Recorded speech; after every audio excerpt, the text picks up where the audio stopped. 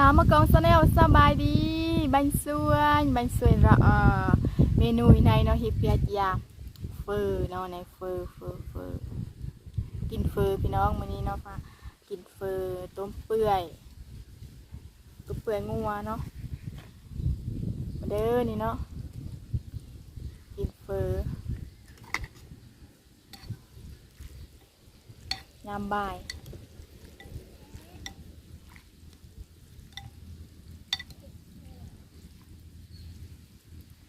ขออนุญาตกินเลยเด้อจานเลยเด้อ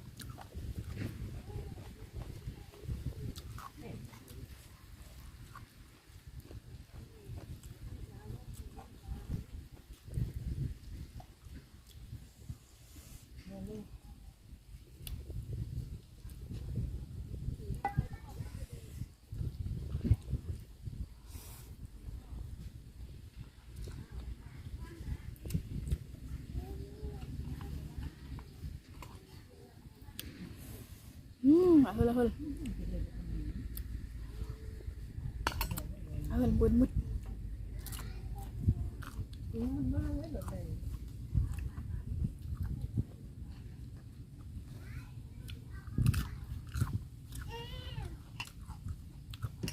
เผ็ดได้ใจเฮ้ยก็คือเผ็ด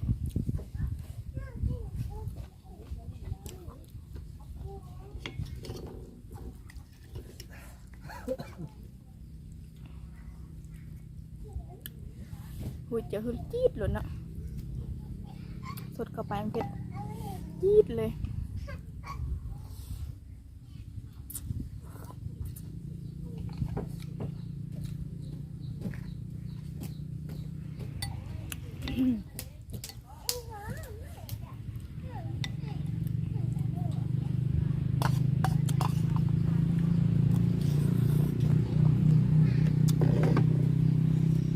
ทั้งแซ่บทั้งเผ็ด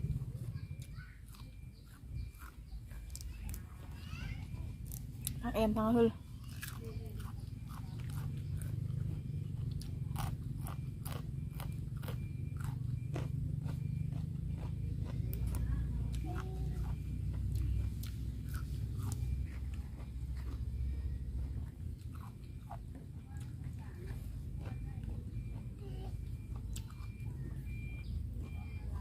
น้ำปี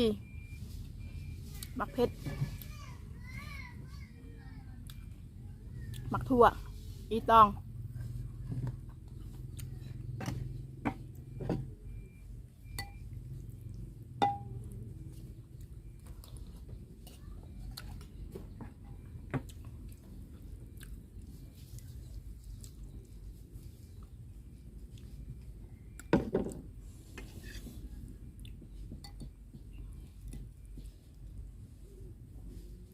ปูดเลยเนาะ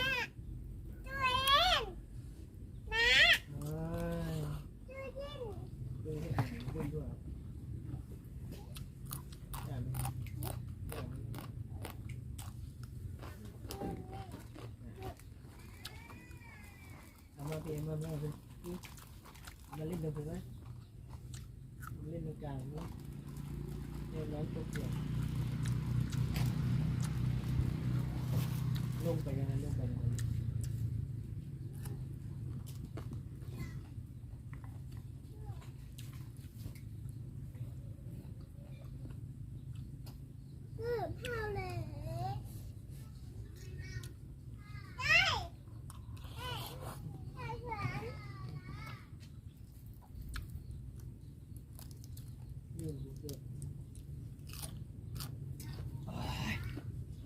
ยึดไปอย่างดีนี่มันไม่ต้องกินเบื่อฮะยาข้าไปจัง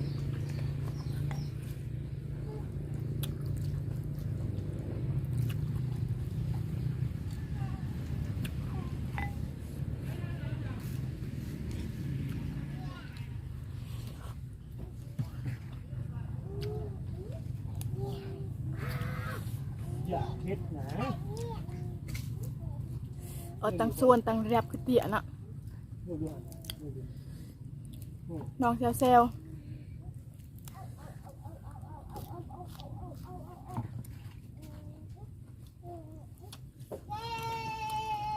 อยู่เถียงอยู่สวนคือเก้าเด็กน้อยน้องเซล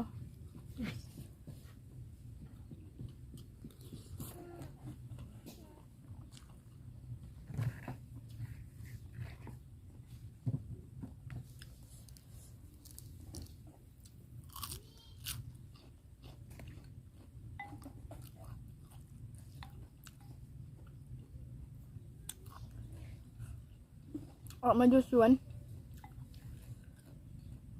บ่จักอันสิกินเนาะก็เลยซื้อเส้นมากิน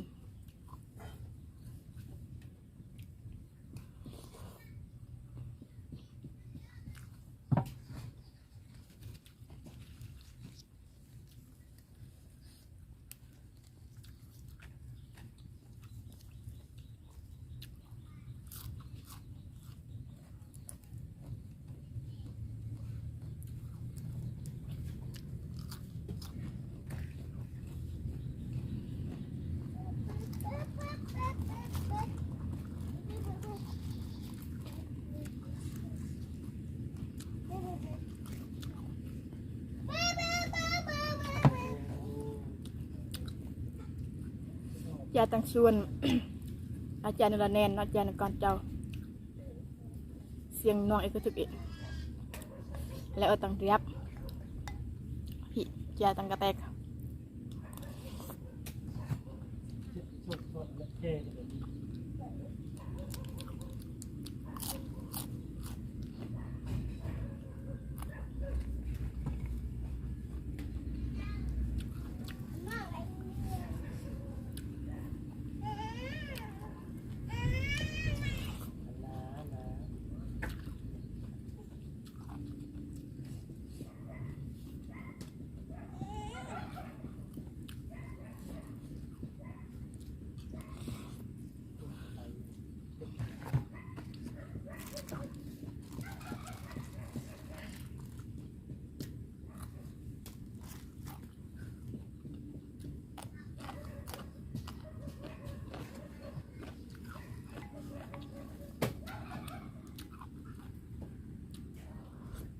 ไปนะใช่นะ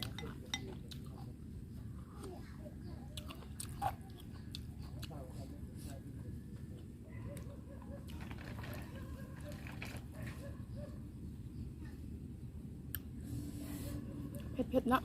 อย่าเขา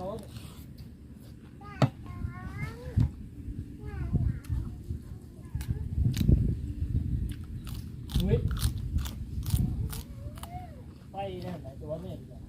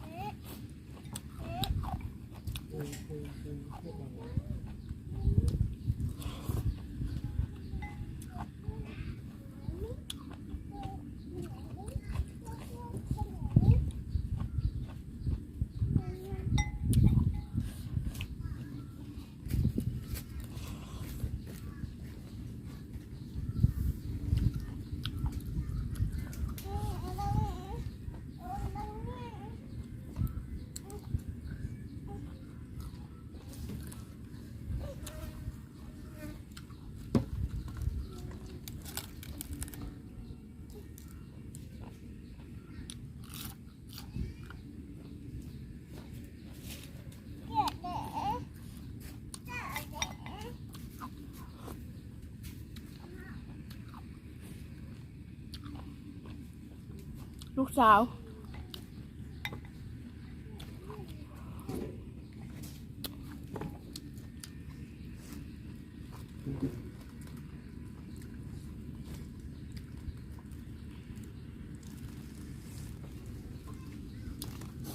ทั้งเผ็ดเกียวแล้วก็ทั้งเผ็ดดิบเนาะกัดใส่เหงื่อแตกออกแซ่บหลายกินอยู่กองโฮมใหม่คือเก่าเด้ออยู่กองโฮมไม้เนาะกองโฮมไม้อยู่สวนอยู่เถียงนา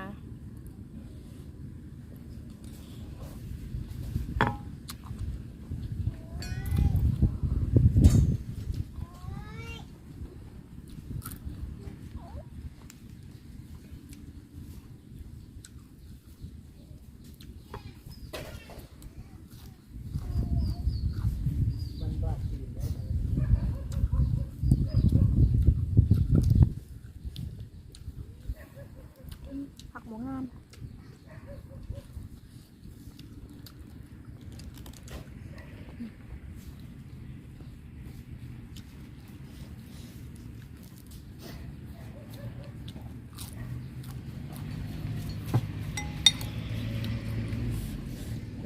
แซ่บๆเด้อแอม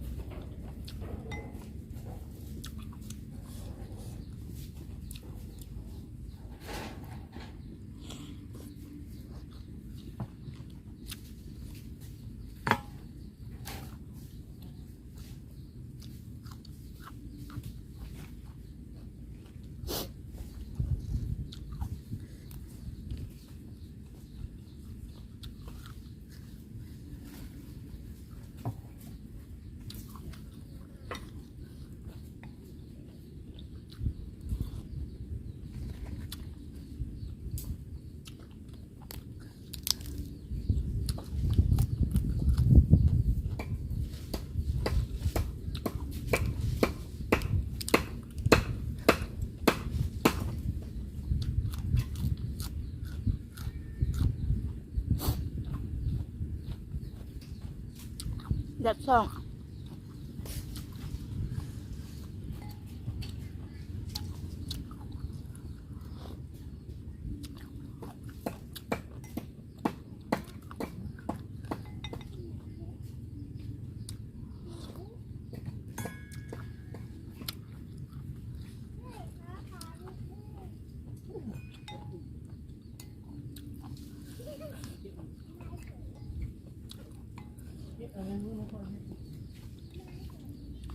เฟอเจิงเนาะมีใส่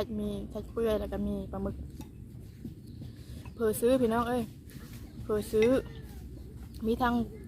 ต้มเปื่อยมีปลาหมึกแล้วก็มีซีนน้ำเนาะ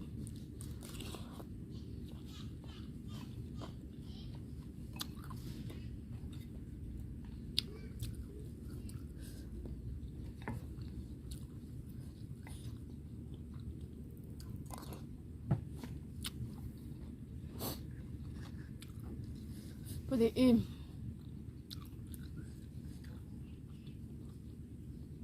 เผ็ดเนาะเหืออะไรไข่ย้อย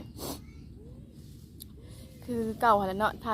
กินบ่เผ็ดกับบ่แซ่บแล้วก็บ่อิ่มเผ็ดแน่กินจังแซ่บจังอิ่มเนาะและสำหรับคลิปนี้เนาะพี่น้องเนาะเอาซ้ำนี้ก่อนเด้อพอกันใหม่ในคลิปครั้งต่อไปเนาะสำหรับมื้อนี้ กินเฟอหรือว่าเจียเฟอเนาะเจียคือกินภาษาสาวมะกอกเจียคือกินเนาะเอาสำนี้ก่อนเนาะ พอกันใหม่ในคลิปครั้งต่อไปก็อย่าลืม